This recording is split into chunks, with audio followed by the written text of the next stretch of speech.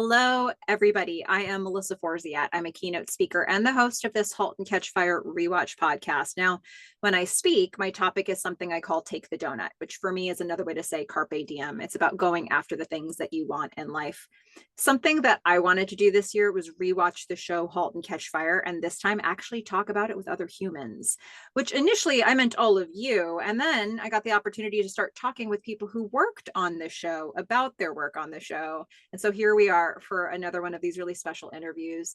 And before we dive into this interview with our guest for today, just a quick housekeeping item. If you're looking for spoiler-free coverage of the show, your best bet is to go to the episode recaps because those are spoiler-free up until the episode that you're on. These interviews, we could mention any detail from any episode of the show, so just know that up front. This one might not be as much of an issue for that, but we'll see. Okay, I'm just know up front, could be some spoilers here, but if you're sticking around, we're really glad to have you here. I'm very excited to talk with Dahvi Waller, who's a writer credited for episodes 105, 108, 204, and is also credited as the supervising producer in season 1 and the co-executive producer in season 2. Welcome, Dahvi. Thanks for having me. So excited to have you here. I am just loving getting the chance to start talking with writers from this show because all those questions I should have asked you up front before I started doing the recap, we're getting to them now. After we all this put is our one of the greatest out there. I can see that. This is one of the greatest groups of writers on staff. So if you had to pick a show to interview writers, you picked the right one. It's even after I left, I knew a lot of the writers who came on season 3 and 4. And it's just unbelievable. I mean, it's been so interesting and so much has come out of just like getting kind of inside your brain into maybe what went into working on some of these episodes, even big picture, but sometimes the smaller details as well. I guess before we get into any of that, though, I should ask, how did you get connected with this job? How did you find your way to Halt and Catch Fire? So my first job in scripted was as a writer's assistant on a Greg Berlanti show. And one of the writers on that show was Jonathan Lisco. He was an upper level writer at the time. And I don't even know if he remembers saying this to me, but he said something at like, it was like a low point. We knew the show we were on was going to get canceled. And I was thinking, am I ever going to make it? And it was late one night in the writer's room. And he just turned to me and offhand, he said, "You're conscientious. You work really hard. You're really smart. If you've got the goods, I think you're going to make it as a TV writer." And that just like encouragement, like lifted me at such a pivotal moment. So I've always had a soft spot for Jonathan Lisco. So when he called me a few years later and said, "Hey, do you want to meet on this new show that I'm show running with the Chris's?" I'm like, yes, I would die to work for Jonathan Lisco. And that's how he brought me in. I can imagine I can imagine the feeling of you at that earlier stage and sort of the uncertainty of it all. And it's a really fun story when you tell it back. And I can also picture how it felt in the middle, like that. Yeah, but it hasn't happened yet. Yeah, and it's 1 o'clock at night, and I just got the dinner order for everyone. So yeah. Okay, but it just really buoyed me at a pivotal moment. So yeah. So when the show establishes itself with a pilot, and then gets picked up, you now have to the whole writer's room now has to build upon an initial idea. What do you remember about the early conversations in the writer's room of where this show might go? Like, what does that even look like really early on before you've seen anything? So we all got a chance back then, way back 10 years ago. They used to shoot the pilot before you met and wrote the other episodes. Now they shoot everything all at once. So we got to watch the pilot that they had shot. And so we came in that first week, we'd all seen the pilots. We all had a really good idea of like not only who's playing who, how it's going to play. I think actually made it so much easier in a way to talk about season 1. I remember some of the conversations we had early in that season was really about we focused on the main character of Joe and sort of his arc and his relationship with Gordon and his relationship with all the different players. But I remember one conversation early on that really, I think, planted the seed for what happened in season 2 that happened really in that first week was the Chris's both said, we were talking about Carrie Bichet and how she's amazing as Donna and wanting to know more about Donna. And the pilot, she's really seen as like the stay-at-home mom. She has a job, but she's the one who stays home with the kids and takes care of them. And Gordon's the one who goes out and works. And They said, Donna's really going to be like our secret weapon because she's this badass, amazing engineer, and we see her role really growing in the rest of the season. And that got all of us really excited. And that got us thinking, oh, is there some way she could then maybe take center stage? And I really think that planted the seed for season 2, where the two women actually come to the forefront and start a company together. It was even in that first week. Wow. Okay. So it's like you're sort of already building towards that from the very beginning.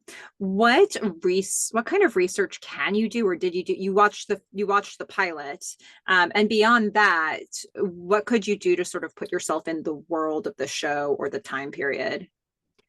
A lot, I love doing research. It doesn't scare me. And I love, I worked on other period dramas before this, and I would always like read every magazine article from that time period, read up on like all, just wanted to like immerse myself in the world. It was like in the 1960s, and now suddenly it's the 1980s. So reading all about, I didn't even know that there was like this innovation of computers in Texas. I thought, oh, it's only Silicon Valley and maybe New York. So this whole world is completely new to me. And I was the first writer to say, I don't know anything about computer engineering or any of this technical lingo. I'm going to be so lost.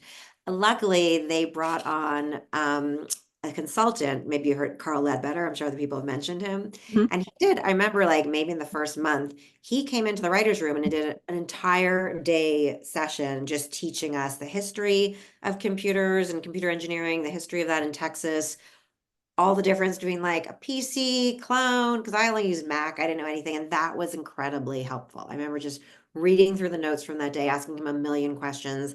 And then I'm jumping ahead a little bit, but all of my episodes we'd send him the draft, and he'd send back and say, this thing you have Gordon muttering under his breath makes absolutely no fucking sense. He'd say it much nicer, but he'd say it makes no sense. And I'm like, oh, what could he be muttering that is maybe more sensical? So he was just absolutely our North Star when it came to the authenticity of the show, because I really knew nothing about this.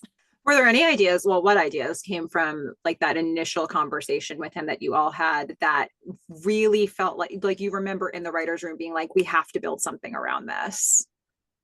Honestly, I can't remember a specific thing, but I'm wondering if maybe the storyline with the BIOS might have come. I don't want to give him, I don't want to ruin who gets credit for what, but I think something with maybe the BIOS might have emerged from that conversation. Yeah, that makes sense. And then definitely I remember him talking about, we moved beyond sort of the hardware and started talking about like the dawn of the internet. I know the Chris's really wanted season 2 to be about like the internet age. And so I think the beginnings of that, like I of course was like, oh, I thought email happened in the 90s. I did not know how early they were networked. And I got lucky that like 2 of my episodes had to do with like early networking. That's the part that really excited me as a social animal. Like, oh yeah, the part where everyone's talking online. Yeah, I understand that. That's cool. It is funny because I was a little bit, I remember this time, but I was a little bit too young to really understand. And also, like, what you remember because your family could afford those things versus what was available is two very different things. So I also have had the reaction of, like, oh, I guess they were working on these things earlier. I just would not have known or had access to those things until the 90s.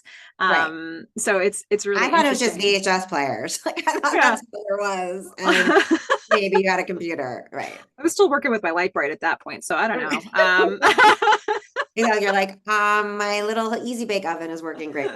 That's It's it. not networked, so I guess there's no network. It's so true. I mean, etch a sketches only get you so far in life. But yeah, so that definitely helps answer the question about the technical information. I did speak to Carl. He was able to mention things like, he the idea of Gordon digging the hole. He's like, Yeah. yeah, it's kind of based on something a real person did, and just some of the stuff that it's like, oh my goodness, this was real.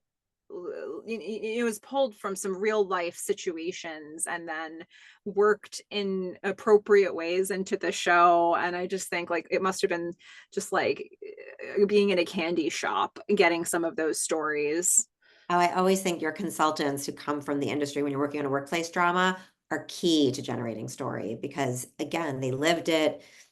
you can read all you want from every book, but they lived it. And then also I'll say Chris Cantwell, growing up in Texas, his dad working in this industry, he brought a lot of like the Texan authenticity. And like not to jump ahead, but like in episode 5 of season 1, the whole Wackadotzen, that came completely out of a story that Chris told us about these fundraisers they used to have where you'd smash a car. I'm from Montreal and I was horrified that this happens. What, you ruin a car just to prove it's better than the Japanese version? But anyway, so a lot of those stories about Texas came from him.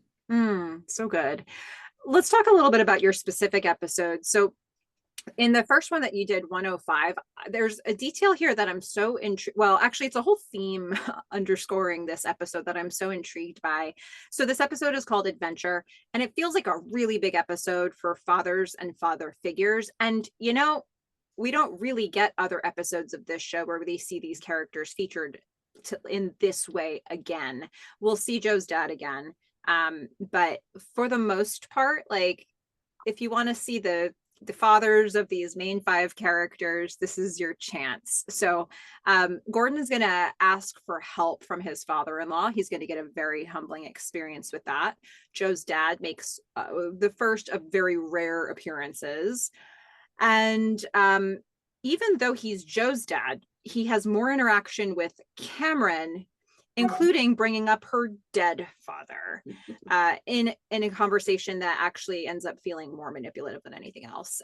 So like for you working on an episode like this, what did this allow you to do, having a theme like this that would come up multiple times? I love an episode with a strong theme like this, especially parental influence.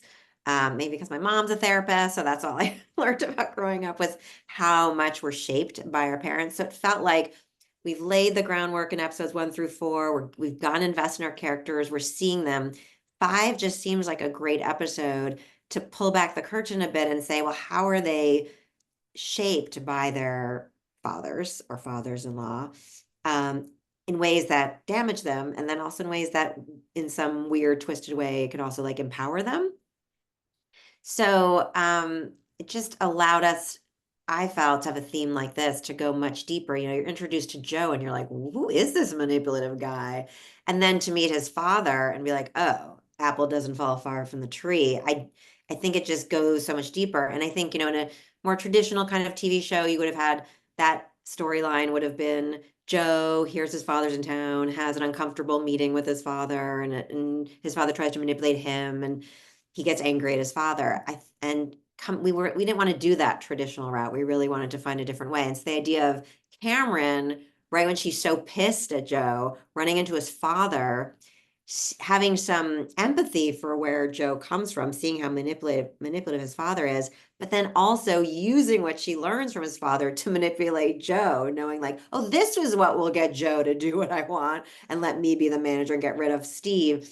Just such a great way to showcase what a just kind of evil genius Cameron's going to be eventually. So that really was an exciting way in to tell this story that's not the traditional way you tell father or son stories, that they never Really even good point. see each other. Yeah, that's a really good point. And I mean, I think the apple didn't fall far from the tree, but also we see some level of softness in Joe Jr. and some level of ability to care about another person that appears to be entirely absent from his dad. So it's interesting because it's like, I see how we got here, and I also see that there's potential for him to grow beyond where his dad, or like he doesn't have to be this man. And I think that's his struggle throughout the series. And I think we always envisioned that he had this like hard ass father that he seems like a clone of, both in terms of his work and also his personality and his MO. But he has this mother that he adored, who he, you know, was lied to, that she abandoned him, who was a dreamer, and that he has her dreamer softness in him too. If he could just, you know, access that. And is Cameron going to like pull that out of him, or are they too guarded to ever really get there? You know, one of the things I like about this episode, this might be a little bit too small of a detail, but let's just see what this brings No up. too small detail. Well, let's go. Well, you know, let's see where we go with it. So, this show over the 4 seasons is going to do this really fun job of bringing in different games from the time period. And we're going to see games all throughout this series. And one of the first ones we're ever going to see in this show is adventure. And it's really integrated into this episode. I mean, it's in so many ways, this episode plays with it on many levels. So I'm curious what made adventure right for this episode? Like, is this something maybe that was a suggestion from Carl or one of the writers who had played it? Like, how did it all get built around this particular game? I honestly wish I could remember exactly who pitched Adventure. It is 100% not me because I would never have known about this computer game. I think we knew that we wanted to introduce the coders. Like this was the episode where Cameron's going to get her coders, and we're going to get more into the gaming, which sets up, the end of the season and season 2. And I don't remember who pitched it, but I remember when we all, that moment, there's a moment in the writer's room where someone pitches something and everyone sees the possibility of how it's going to be integrated into the storyline and how thematically it's going to work so well. And I think I remember feeling that excitement. So it was definitely like early in the breaking of the episode. Whoever mentioned adventure, it might have been one of the Chris's. It's what I think it must have come from one of the Chris's. It just represented one, it allowed us like this. You always want your main characters to have a moment where they're really smart and really good at their jobs, and allowed Cameron that moment to prove herself to Joe, where she's like, oh, it's the people who actually don't follow the rules who are good at code. Like, that's how I know I'm going to keep, was just such a great payoff to this thing. And also the way it brought Bosworth into the realm of the coders, which also sets up his role in season 2. Like, there were just so many ways to weave it into the story. And it's just one of those things where like when you happen upon something like that, everyone gets so excited because Yeah. here's this like incredible way to tell a story without any like pipe or exposition. And it's Yeah. really just like an adventure game of text. Like it's not actually, there are no graphics. Like that's what's kind of fun about it. And I think we got really excited doing something, from the 1980s that like you now see today the version it became, but to see the earliest version of it was just a very fun throwback. Yeah, I this show inspired me to see if I could find a version of it still Did you? available. And I somehow got my hands on some version of it somewhere. Ooh. I somehow didn't get a virus at the same time. And That is I quite a feat. and I too, like Boz, got stuck in those damned You did caves. get, yeah. Yeah. Like, I remember like I think we must have like a PDF of all the different places you could go for me to write it. I don't know, I couldn't find it in my emails, but I'm pretty sure I had all like the different iterations of things that could happen. there might have been Um, like walkthroughs and stuff available at the point when you were writing Possibly. this. But we knew we were introducing like Yo-Yo and like we were introducing some big characters, and it's just a fun way to get them introduced as opposed to, it's just such a fun way to have them all be playing this game and to have Cameron like get them all in trouble through it. It was just I was very lucky that that happened on my episode because it did not, that I definitely was not my pitch, the Mhm. adventure. Okay, awesome. Well, so you briefly mentioned the car smash scene, the Yeah. Wackadotzen scene earlier, and I'm interested to know, and this is perhaps a broader question, but applies to that scene. How does it change your approach when you're writing a scene that doesn't have much dialogue in it versus the ones where you've got a ton of dialogue? I mean, a lot of really important stuff needs to be communicated at that fundraiser to us, and it does so. But for you as a writer, does that change the exercise? Definitely in a great way. And I think this is a great example of how in the 2010s TV and film started to merge and TV became a lot more cinematic. And it used to be like the way TV was shot with just like master over single. You couldn't do this kind of scene, which requires a lot more of a cinematic approach. So I think and honestly, I feel like every good scene should be able to work without dialogue at all. So it really was just about conveying in the action lines, what is the emotion of the scene, what are the beats of the scene, and just conveying them through action lines as opposed to dialogue, which is fun for me because it's basically you're putting on your director's hat and you're thinking about how is this actually going to get shot? What do I want to see and what story am I telling through the shots? And those shots I put into the script. I wanted to make sure we saw like the look between Joe and Cameron, and that Cameron is like excited by what she sees with Joe. Like all those moments were scripted. Uh, Interesting. Is that typical? I don't know. I mean, worked on Mad Men with Matt Weiner, and he is famous for directing on the page, and I just learned from him. So that's always how I've done it. I think it depends, on the writer, but that's how I write. I tend to script all those moments It's directly. interesting because I've talked with a couple of writers and I don't feel like I've heard anybody describe the process of writing in the way that you're describing it. So I do feel like probably everybody has their own sort of way in to how it works. And it's interesting because you sound like you're using a director brain to visual, like you're storyboarding it and writing it at the same time.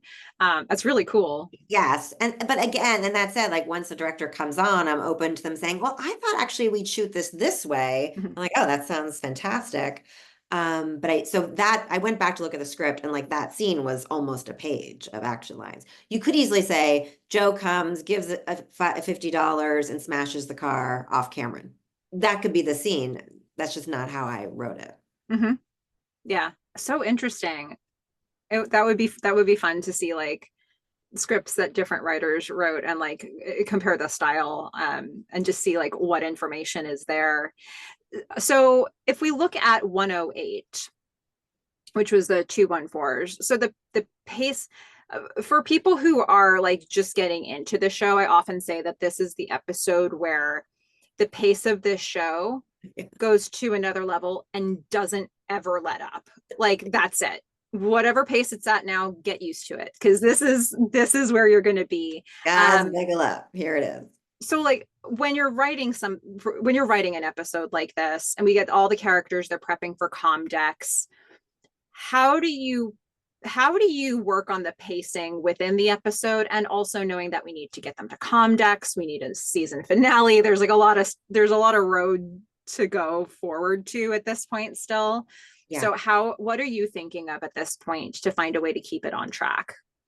Well, I was lucky to get to write this episode with the great Zach Whedon, so I did not have to do all the heavy lifting myself.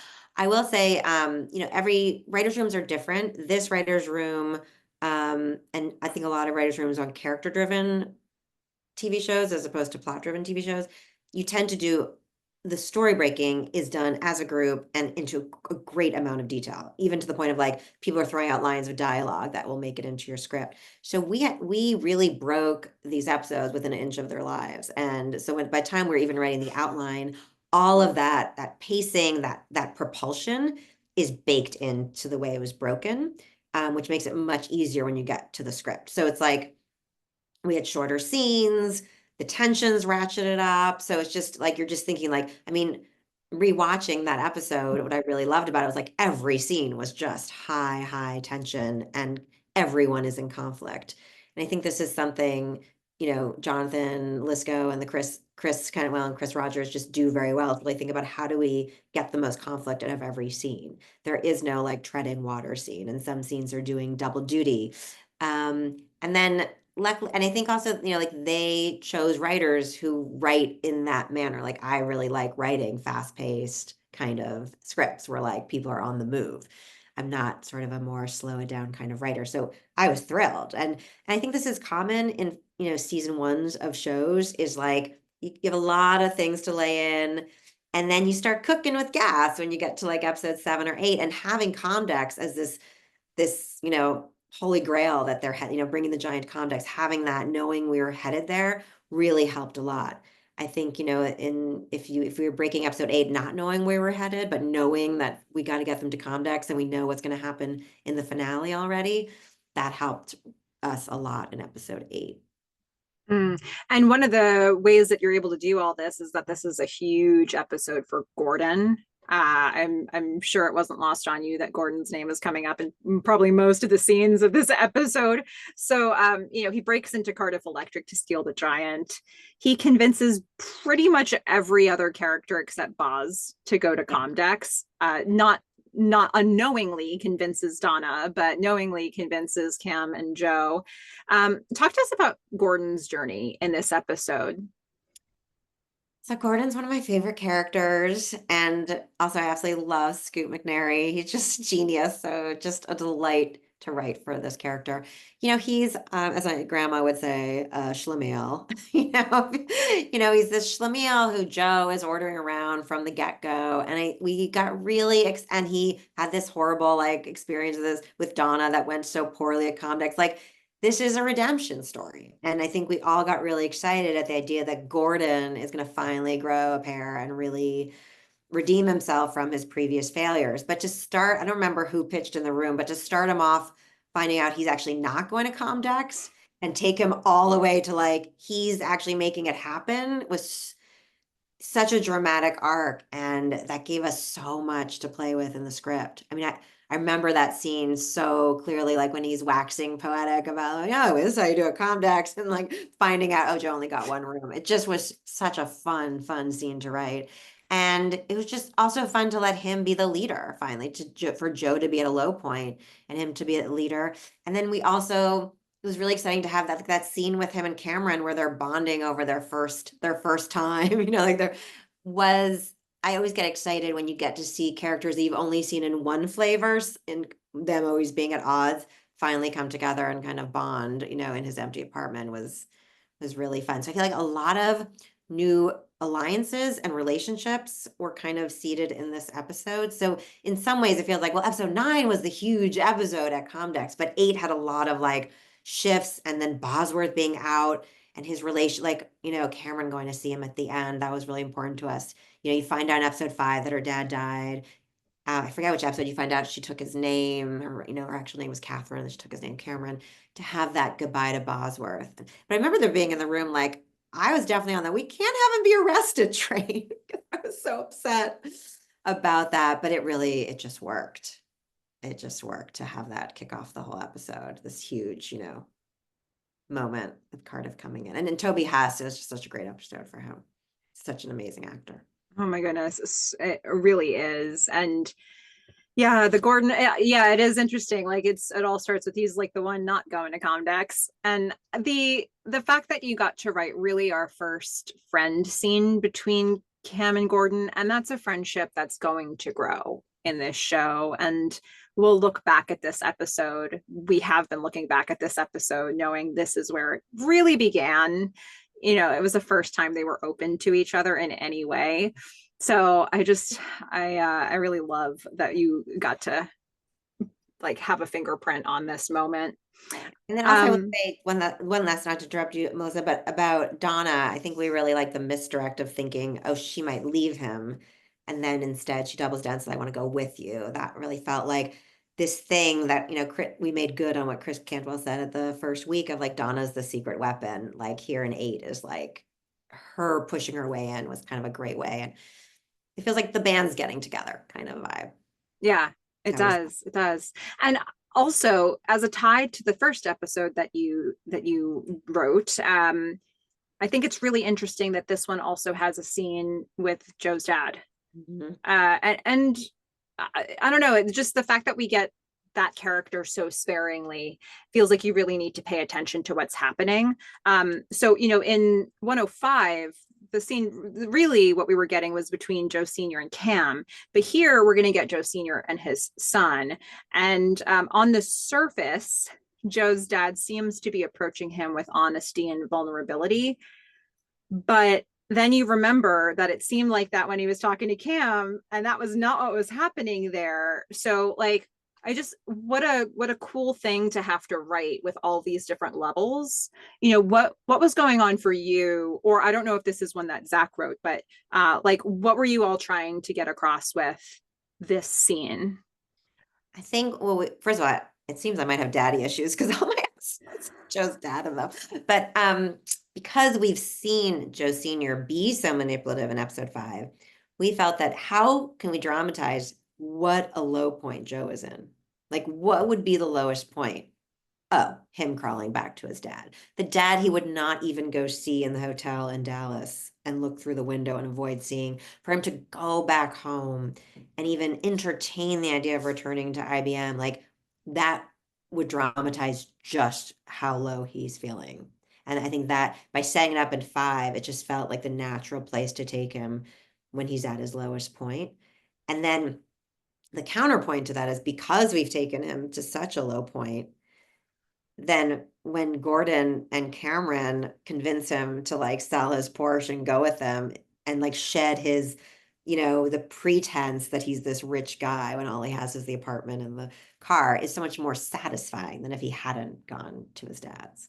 Yeah, it's a good point. It's like, and it's also like I'm willing to reject all of these things to not be Right. on We that took him to the path. precipice of going back, which would be the easy thing to do. And instead he sells everything he's got and just goes in this. And when he drives up in that shitty red car and he's like, oh, this is such a beautiful, beautiful car that I sold, like get over it. You're like, oh, now he's one of them. Like now he's shed his bullshit, IBM, East Coast, and he's fully in the cowboy boots. Yeah, and this is the Joe we want to see. We don't want to see the Joe who goes back to his dad. No, no, no. No.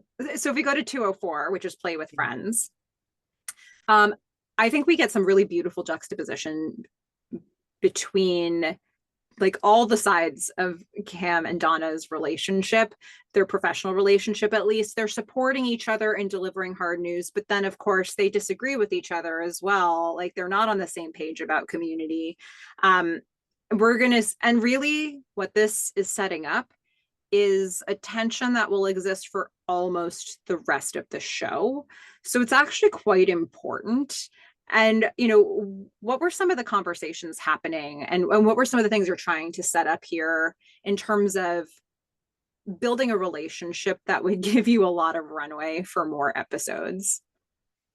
So we decided at the end of season 1, we knew going to season 2, obviously from the finale, that okay, Donna and Cameron are going to team up and we're going to get into like startup culture, which is a very exciting kind of culture to get into and very different from what we've done in season 1. But again, we're always coming from places like what's going to create the most tension and conflict. Well, what if they come from very different perspectives, and you have Cameron, who's a real artist with all that entails, and Donna being forced into the role of like grown up and not the creative, and how those butt heads, which, working in TV, working in Hollywood as writers, like that's not so different from what we deal with all the time running shows.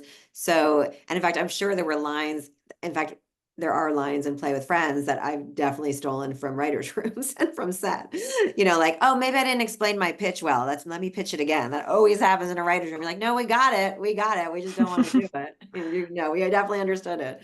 And so, and I think also like you rarely get to see two women running a company on a TV show, and they're like they're not allowed to be in conflict because then they're bitches. So we just wanted to subvert that expectation and say, we're going to have two women running the startup, which is already really unusual. Even in 2015, it would have been unusual, but it was really unusual in the 1980s.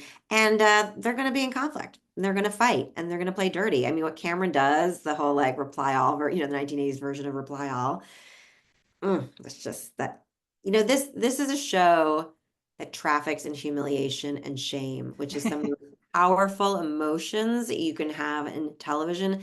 And those are the emotions that are so hard for us to process in ourselves that we love to watch them vicariously on a TV show. And I think this is what Halt and Catch Fire does some of the best work, is just those moments where like characters are just shamed or humiliated and have to like, walk out on the porch and apologize. Yeah. But these are two really different kind of women, and they're two very different kind of professionals. And it just felt like, let's let them get into it. We don't want it to just be like, it's us against the world, because that's not fun. Yeah. So in this deep dive process that I've been Yeah. doing, as I've been going back through episodes, I'm like pausing every couple seconds. I'm making sure I've got the right dialogue. I'm looking at where people are looking and camera angles. And sometimes even more magic comes out because I'm watching it so painstakingly. And a scene that bloomed in a way that I didn't expect was Tom trying to take the mutiny photo. So happy you said that, Melissa. Favorite scenes. It's comedy gold. And it gives sort of every single team member, especially the ones that we know the names of, Yeah. like you feel those characters each individually bringing something to this scene. Mm-hmm. So, but everybody's talking over one another. Yeah. Everybody, like the blocking of this is a nightmare. And And now knowing that you think like somebody who's looking at the shot, what was it like writing this scene, like creating a rhythm for it? Like, what were you trying to prioritize with so much chaos on the page? I mean, I think what you nailed it by saying like we're trying to really introduce some supporting players to the audiences. Wonder Boy, Bodhi. How are you going to do that? Having this group photo is just a great way to get the group dynamic. And also, one of the things that I particularly loved about this photo scene was it's coming off of Donna and Cameron being on the outs. So what's the best thing to do with your characters when they're on their outs and the last thing they want to do is be in the same room, force them to stand next to each other for a photograph. Like that's really what drove the scene initially. Um, and then I have to say Kimberly Pierce was the director of this episode. So I didn't need to write anything in that scene. She is so brilliant at blocking and where to put the camera. And she just did an just unbelievable job. This whole episode, we'll get into like the game and the shooter game, which was so fun to watch her direct. But she has a sense of comedy, and that really was important. Sometimes you get a director who just doesn't, because that could have been shot very straight without any comedy to it. But just like, and Mark O'Brien, who plays Tom, has great timing. So that really, we had a lot of actors who just were naturally very funny. And I think that really, so I can't take too much credit. Like that really helped the scene. But I wanted it to be chaos. I wanted them to be talking on top of each other. I wanted there to be like a fun, frenetic energy. And then you're just Donna and Cameron, like the stoic, miserable, not wanting to be next to each other. And then we must have done like 10 takes with Bodhi running in and photobombing. I can't even remember how many takes, but I do remember on set just how much fun it was to shoot because it really was like they were having fun creating the fun of this being chaotic. Yeah, I'm gonna misquote this line, but the fact that at some point Lev says something like, I can't hear without my glasses or something like Yeah, that. that comes from my whole family of myopic Jews who, and we didn't have our contact lenses in at the breakfast table. Like, I can't hear you without my glasses. And I thought that should be. So good. Oh my goodness. But you also mentioned that there's a game that's played in the house later. And again, that's another scene where it's less about the dialogue and more about the visual that you created, kind of like the car smash situation. What do you remember from working on that one? It's funny you mentioned the car smash because I feel like both those scenes are in some perverse way seduction scenes. You know, like the first one is really Cameron being seduced by Joe in this toxic, weird way. And then this game is the seduction of Cameron by Tom, really. So I saw it as like part of their love story more than anything. That she is like, can't have fun, is a terrible boss, doesn't know how to let loose, and finally just gets caught up in it. And that's often where your like aha moments come from, is like when you're not just sitting behind your computer trying to like come up with a game, but actually like get into it. And so it was really about her and Tom finding each other in a closet. They're mad at each other because she was like a dick to him. And then coming up with this game together, getting so excited, and then her finding out that he has a girlfriend. So it really is a seduction scene, and then her realizing that he's not available. But it's so active and fun that it's almost like embedded in this fun shooter scene. It's one of my favorite sequences from that season. I'm I so also happy it's in my episode. It's like, Yeah, and I what an interesting pairing, Cam and Tom. And their relationship, I have to say, like I you Team really Tom. yeah, like I really struggled to watch Joe in season 1 because I kind of knew a Joe-esque person and I was like, "Oh, I just don't know if I need this." You and me both. I mean, didn't we all, right? So I think in the first season of the show, I actually want Cam to get away from Joe, like desperately. I don't want them to be together. This is not healthy. I don't feel good about it. I eventually turn around on that over the course of the show very effectively turns me around on Joe and Cam for at least a minute. But when Tom came in, I wanted this to be good for Cam. I was like desperate for this to be good for Cam. And I don't know if this is what everybody feels, because I know there are a lot of Lee Pace fans out there. But you're just bringing like Tom into this situation. And we also know that there's a lot that Cam needs to work out in her life, and probably a lot that Tom needs to work out in his life too. So, like in these early days of this relationship, what did you all know you wanted to be like imbued in this relationship? Such a great question. I think, like you said, coming off of this very unhealthy relationship from season one, I think we're all like, okay, Cameron has a lot of issues.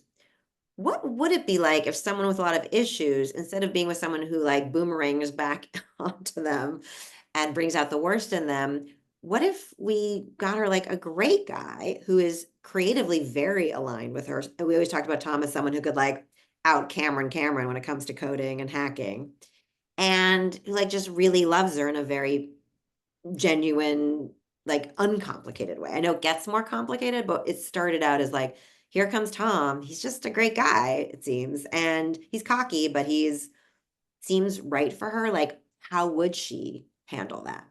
Would she create problems? Which she does. Like, so I think we were just wanting to say, okay, we've seen her with Joe, we've seen her with that kind of character. Like, what does it look like when she has the shot at maybe a healthier relationship? Is she going to sabotage it in those situations? And seeing how she does was really fun. The idea, like wherever you go, there you are, you know. But Yeah. I think we really were looking for Tom to be very defined, very in opposition to Joe. Mm. Both in terms of professionally, they're like two peas in a pod in many ways, but also in his personality. And then when we cast Mark O'Brien, he was just so perfect for it because he had, Lee Pace is very handsome in a very specific way, and Mark O'Brien has like an all-American kind of look. So even like in their looks, he seems like this all-American guy, and they're gonna just have like an uncomplicated relationship. But with Cameron, nothing can be uncomplicated.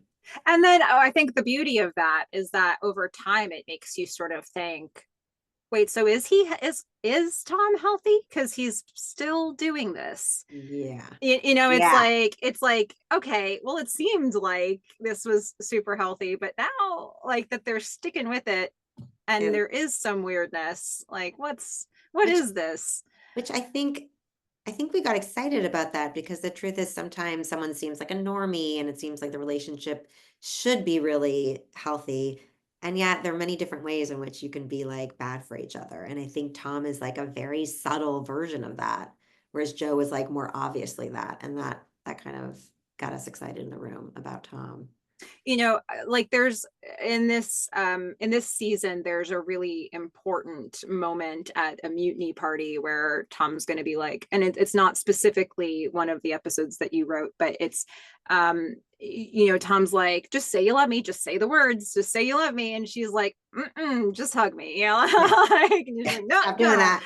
And it's so interesting to me because when we get back to these characters in the next season, like he does not get on the plane. He does not go to California. And she goes all the way to Texas to find him. And she's going to go back, and they're going to have this whole scene where he's like, once again, trying to do the whole give me a reason, and she still doesn't. And I always like wonder like what keeps them there now, like when you saw the early days with Tom, the stuff you were all setting up in season 2, and Yeah. then you see like Tom kind of can't let it go, Yeah. or like there's just something that he keeps being drawn back to. It's like, oh man, and we Right. watched it all form. In a way, that's kind of how a lot of relationships go. Like you have this magical meeting and magical first few months, and then you're kind of chasing that for years when it's no longer that at all. It's like he's still in love with like the Cameron he fell in love with, and you just can't let it go. And I think that's actually true to how a lot of relationships go. We're always trying to like, if we're trying to like chase that feeling we had, even though all signs point to the fact that it's not there and we should move on. And yet we can't, or maybe she represents something for him and a time that he's trying to get back to when he was idealistic, like it's so wrapped up. I mean, I think especially when you think and TV writing is a lot like this, you have these very intense work environments where you're very intimate with your colleagues, and it's addictive.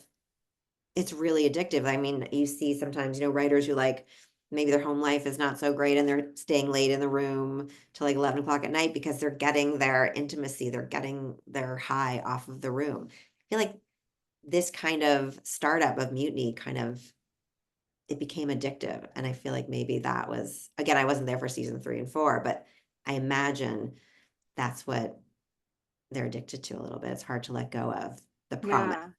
Oh, it's Those so first, interesting. right? Those first few episodes of season 2 was like the promise of mutiny was you could feel the excitement. It was so fun to write, like the high of being starting and like, plugging into your neighbor's electrical socket because you don't have enough, power and like trying to get subscribers back and discovering chat rooms and it just, by the way, the cat ladies really made me laugh given our political climate. I feel like, wow, that's an evergreen.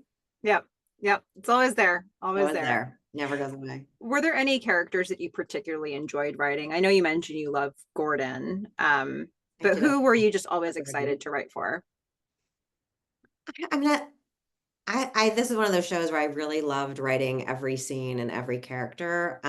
Maybe Gordon and Cameron were my favorite. Cameron just being so unapologetic in a way that women often aren't portrayed in television was really exciting for me to write. I loved writing her, and then her and Gordon. I loved writing those two together. Those are probably my two favorite. But I did love writing all the coders. I loved writing those group scenes. I like writing camaraderie. It just Mm. fun to write camaraderie. And then I would say Gordon Joe scenes where they're bickering were my were my absolute favorite scenes to write. Like when he's like, "Wait, so your father-in-law to be doesn't know that I'm coming in?" like in the bar. No, you meet me at the bar. You get the stuff and meet me at the bar at 8. Those scenes are Yes. were my favorite to write. I absolutely love their dynamics so much. Maybe one of my favorite dynamics. Yeah, well, and it's also fun because somewhere in the process of that, it goes from being a very uneven status relationship to pretty much even, and if anything, we'll even get to a point like with season 3 where Gordon's like kind of carrying Joe's weight because he's pretty Yeah. depressed for a while. It's interesting to see like that balance shift in their dynamic.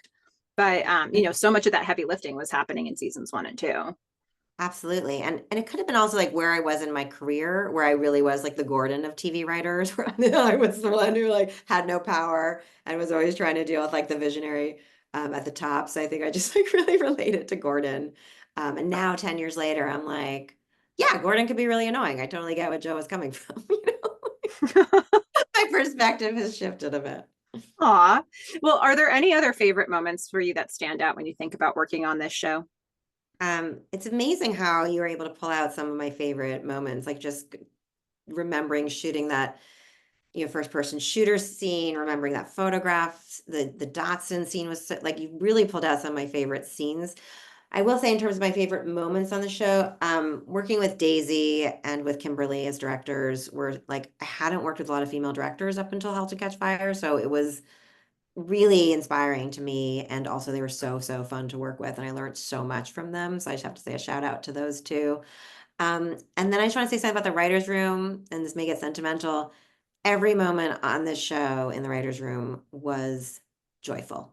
I've rarely been in a writer's room with a group that was so funny, supportive, smart, uh, where it felt like, as Jonathan Lisko would say, we are a collective brain as opposed to a bunch of egos fighting to get their pitch. It really felt like we had these communal brainstorming and breaking of story that was just so collaborative and that is so magical and I just want to say that it really was an absolute and I give all the credit to the Chris's and Lisco for building this writers room of a staff that we just had each other's backs and it was really a special time. Aw, it Not to comes make you across. I cry. mean, look, it's not even my memories. Yeah, it's so good. It's But so that's why I nice to think hear the that. show works because there's such love among the writers and so much respect and so much we just wanted to make this show the best it could be. And I think you feel it when you watch it. It comes through in the camaraderie of the characters. Oh, definitely you can feel it. And I think that's why people feel really connected. I think that's also why people feel so connected to the characters because they're being written with love. And it feels like a hangout show because everybody wanted to hang out, who was working on it. So it's just so lovely. Oh, and I should say, not just about the writers, but so it was shot in Atlanta. Our writers' room was in Los Angeles. The cast all had to move to Atlanta, and the cast was fantastic. And I remember we learned early on that they used to get together in one of their apartments like the night before table read and run through, like do a table read, the five of them, and have dinner. And so that camaraderie also extended to the cast. And I think that combination of the writers having such camaraderie, the cast having such camaraderie, and then I know from when I was on set, just it was a joy to work with all those actors. That's very unusual on a TV show to have all those come together. Hmm. Well, I know it's been a really strange time in the industry. So I don't even Really? know what question to ask in place of what I want to ask, which is what are you up to now? But like, is there anything that you want to plug or maybe you've done recently that you'd like to talk about? Oh, I don't know Make sure anything we right know. now to plug. I mean, if you haven't seen Mrs. America, run to FX on Hulu and definitely check it out. Um, and I'm basically developing a screenplay and a couple of TV projects, but nothing pluggable yet. So stay tuned. Okay, so we'll keep an eye out for your IMDb perhaps, Yes. or some other source. But this has been so much fun to talk with you about this show. Really great to like just hadn't talked about the show in a while. So thank you for that. Yeah, such a pleasure. And to everybody who is watching this, please go out there and watch Halt and Catch Fire. Absolutely. Bye, everyone. Bye.